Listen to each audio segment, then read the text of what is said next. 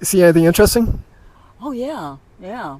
You know, we get a lot of little Carolina chickadees here in our yard, as a matter of fact. What is the most unique bird you have seen in on your walks or in the neighborhood? Gosh, well, Frank is the one that remembers all the birds, but I will tell you, my favorite.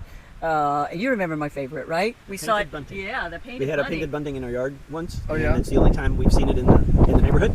So and it's a spectacularly colorful birds. It looks like it got in a fight with a box of Crayola crayons. Oh, really? And Yeah. so it's got red and yellow and green and blue. I mean, it's just that's why it's called painted, right? Painted bunting. We've also had a summer tanager here once. They usually don't come in the neighborhood. At least we don't see them here. So those are and once when we were up on.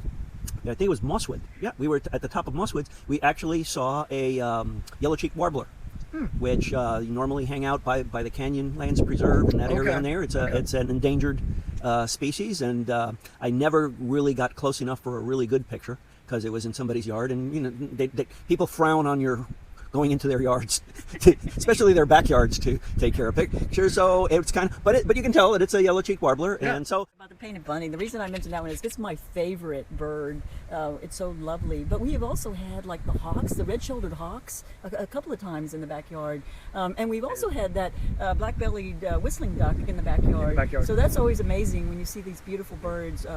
We just get so many of them, and the hummingbird. Say if you're really interested, just don't just drive by, take a look. Of course, keep your eye on the traffic. Yeah. But because sometimes you'll find herons and egrets and actually kingfishers. There's up here at Bowerly Ranch, and they've got a couple of ponds in there, and we've actually seen belted kingfisher in there, which is unusual.